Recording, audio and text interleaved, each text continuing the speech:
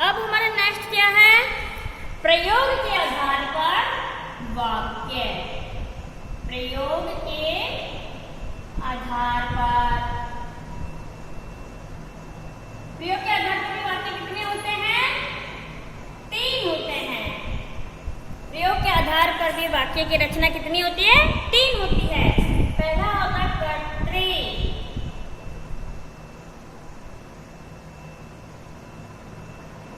कर्तृवाच्य। दूसरा कर्मवाच्य। और तीसरा होता है भाववाचक वाक्य। वाक्य या वाक्य एक ही बात है, ठीक है। अब देखिए ये जो है इसमें कर्ता की प्रधानता होती है। कर्ता क्या होता है? ऐसा शब्द जहां कर्ता मुख्य हो। ऐसा शब्द जहां कर्ता क्या हो? मुख्य हो, ठीक है। कर्म, कर्म में क्या होगा? ऐसा शब्द जहां कर्म मुख्य हो, ठीक है। और भाववाचक में ऐसा शब्द जहां भाव मुख्य हो, ठीक है ना। ये शॉर्ट में बताया गया आपको बिल्कुल कि कृति का मतलब क्या होता है और कर्म का मतलब क्या होता है और भाव का मतलब क्या होता है। अब हम इनकी शुरू से इसकी डेफिनेशन पढ़ेंगे कि वास्तव में कर्तृ क्या है, कर्म क्या है और भाव क्या है, ठीक है। अब देखिए, आप सबसे पहला है कर्तृवाच्य। कर्तृवाचक, कृतवाच्य। पहला है कृतवाच्य।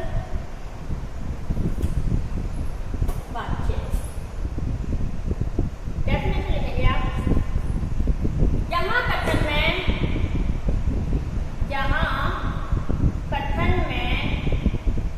किसकी प्रधानता हो? जहां कथन में कर्ता प्रधान हो। जहां कथन में या जहां वाक्य में क्या हो? कर्ता प्रधान हो। और कथन का भार, और कथन का भार किस पर पड़ जाए? मुख्य पर पड़ जाए। कथन का भार कर्ता पर पड़ जाए। कथन का भार कर्ता पर पड़ जाए, ठीक है। इसे कृतवाच्य कहते हैं। उसे कृतवाच्य कहते हैं, ठीक है। देखिए, परिवार का भार मुखिया पर होता है ना। परिवार का भार किस पर होता है? मुखिया पर पड़ता है, हाँ। जैसे हमारे परिवार में बहुत सारे सदस्य हैं, पापा, मम्मी, भाई, बहन। तो सबसे ज्यादा परिवार का बोझ किस पर पड़ता है? भार किस पर पड़ता है? पापा पे पड़ता है ना, ठीक है ना। परिवार, क्योंकि वो घर के क्या है?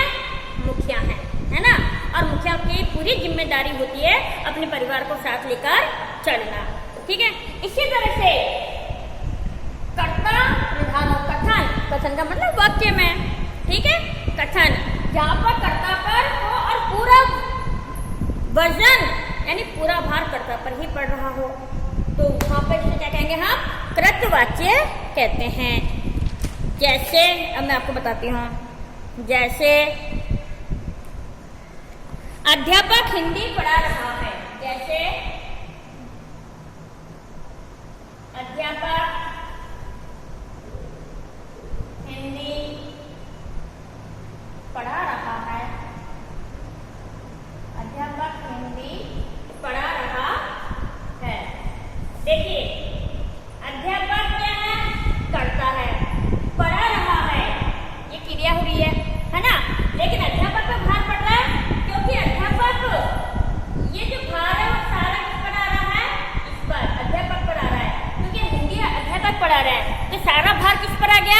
अध्यापक पर, ठीक है। इसी तरह से जैसे छात्र गणित पढ़ रहे हैं,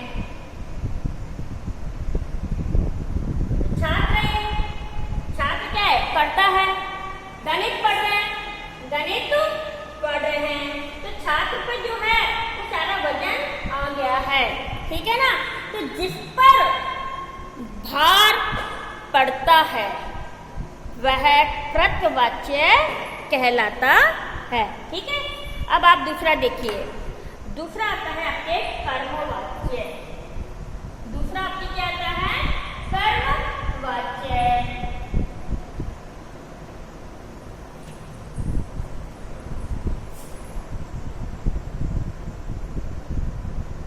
कर्मवाच्य, ठीक है। यहाँ कथन का भार, यहाँ कथन का भार कर्म पर, किस पर, कर्म पर पड़ता है, कर्म ही कथन में मुख्य भूमिका है। कर्म ही कथन में मुख्य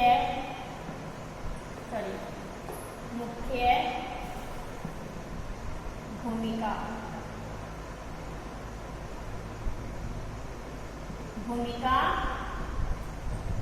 निभाता है,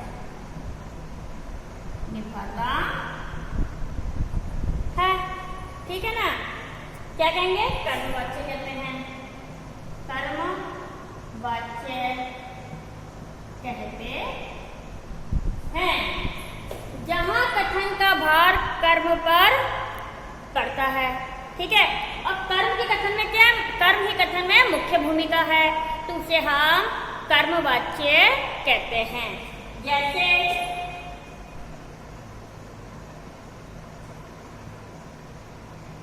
अध्यापक द्वारा हिंदी पढ़ाई जा रही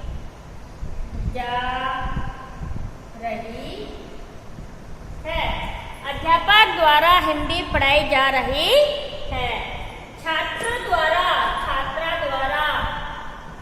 छात्रा द्वारा हिंदी पढ़ी जा रही है। अब देखिए, अध्यापक द्वारा और छात्रा द्वारा हिंदी पढ़ाई जा रही है, तो हिंदी क्या हो गया, कर्म हो गया। हिंदी क्या है, कर्म हो गया। यही मुख्य है कि क्या पढ़ाया जा रहा है, हिंदी पढ़ाया जा रहा है। सिर्फ एक हिंदी का विषय पढ़ाया जा रहा है और किसी यानी हिंदी पर जोर दिया जा रहा है, हिंदी का विषय जो है वो पढ़ाया जा रहा है, इसलिए हिंदी कर्म हो गई है और कोई सब्जेक्ट अभी कर्म नहीं है, ठीक है। आ रहा है ना समझ में आपको। अब लास्ट जो है, लास्ट आपका आता है भाववाच्य वाक्य। भाववाचक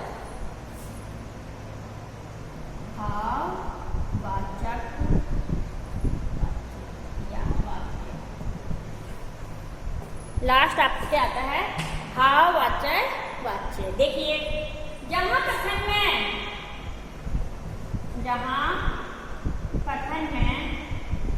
क्या हो, कथन जहां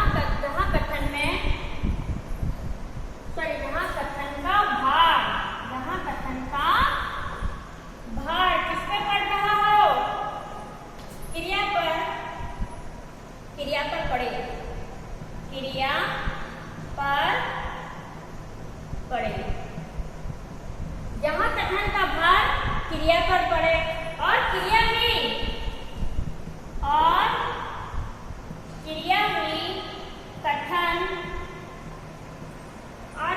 कथन में मुख्य भूमिका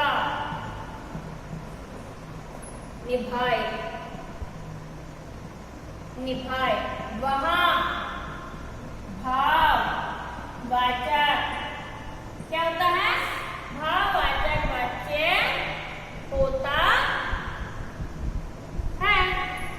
ठीक है, देखिए यहाँ कथन का भार क्रिया पर पड़े और क्रिया ही कथन में मुख्य भूमिका यानी प्रधान या कर्ता की भूमिका निभाए, वहां भाववाचक वाच्य होता है। ठीक है, भाववाचक क्रिया एक बात नोट कर लेना हमेशा, भाववाचक प्राय क्या होती है, नकारात्मक होती है, नकारात्मक होती है, ये ध्यान रखना हमेशा।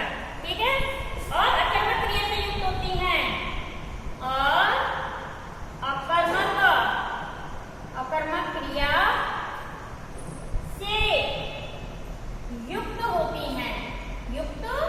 होती हैं, आपको अभी क्रिया का लेसन पढ़ाया ना अपना, कर्मक और सकर्मक, कर्म की प्रधानता सकर्मक और अकर्मक में कर्म रहित। ठीक है ना, तो भाववाचक जो होता है वो प्राय नकारात्मक होती है और अकर्मक क्रिया से युक्त होती है। अब देखिए, आप इसका सेंटेंस देखिए, मैं इसको रेज कर रही हूँ बेटा, ठीक है ना। अब आप इसका सेंटेंस देखिए, आपको समझ में आ जाएगा सेंटेंस देखते ही। जैसे मेरे पिताजी से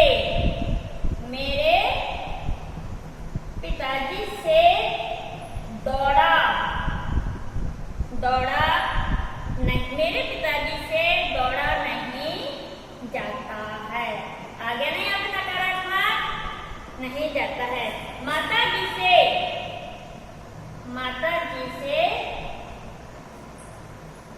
नहीं देखा जाता है, नहीं देखा जाता है, आगे नकारात्मक क्रिया भी है और नकारात्मक का भाव भी है। तो इस प्रकार से ये आपके वाक्य रचना जो था लेसन वो कंप्लीट हो गया है। ठीक है, मैं सोचती हूँ, मैं ये भी आशा करती हूँ कि आपको अच्छे से समझ में आया होगा। आप एक बार फिर अच्छे से पढ़ना, समझना। ठीक है, नहीं आए तो फिर मुझसे आप बताना। ठीक है, बैक एक्सरसाइज में आपको भेज दूंगी। क्लियर?